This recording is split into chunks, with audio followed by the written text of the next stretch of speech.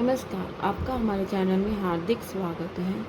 आचार्य जी ने खुशहाल जीवन के बारे में कुछ बातें बताई हैं, जिनके बारे में हम आज आपको बताने वाले हैं।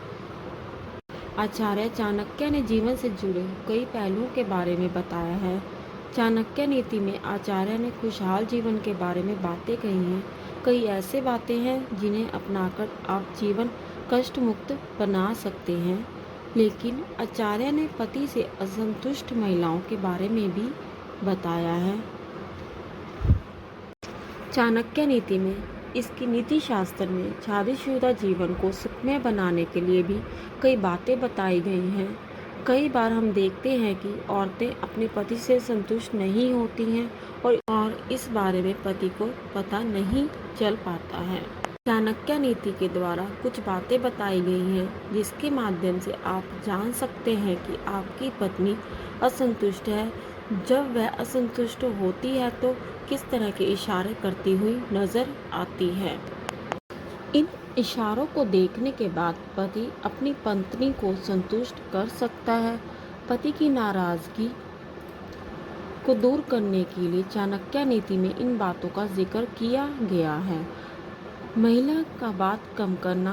वैसे तो अक्सर औरतों को बातूनी कहा गया है, लेकिन यदि वह अचानक से बात करना कम कर दे तो समझ लेना चाहिए कि वह आपसे नाराज़ है और किसी बात को लेकर गुस्सा है। यदि आपकी पत्नी कम बात कर रही है तो समझ लीजिए कि वह असंतुष्ट है। यह संकेत मिलते ही तो आप अपनी पत्नी से बात कीजिए और वजह के बारे में जानें और उनकी परेशानी को दूर करें। यह तो हम सभी जानते हैं कि पत्नियों के लिए पति कितनी अहमियत रखते हैं। वही पत्नी अपनी पति को कभी नाराज़ नहीं करना चाहती हैं। लेकिन यदि पत्नी आपसे गुस्से में बात कर रही है या फिर आपसे नाराज़ है तो समझ लीजिए कि वह आपको लेकर किसी बात से असंतुष्ट है। आप उसकी असंतुष्टि का कारण समझकर जल्दी उससे बात करना शुरू करें और गुस्से को शांत करें।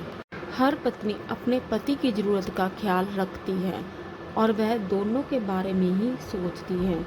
लेकिन जब पत्नी अचानक से सिर्फ अपने बारे में सोचने लगे तो समझ जाइए कि वह आपसे असंतुष्ट है। हो सकता है कि वह आपकी किसी बात से नाराज़ हो। इस ध्यान में रखते हुए अपनी पत्नी से बात करनी चाहिए। चाणक्य की नीतियाँ अभिव्यक्ति न केवल व्यक्तिगत विकास बल्कि सामाजिक और राष्ट्रीय विकास के लिए भी मार्गदर्शक का काम करती हैं। उनकी दी गई शिक्षाएं आज भी हमें सिखाती हैं कि हम अपने समाज को कितना अधिक जिम्मेदार, न्यायपूर्ण और समृद्ध बना सकते हैं। धन्यवाद। आपका दिन शुभ रहे।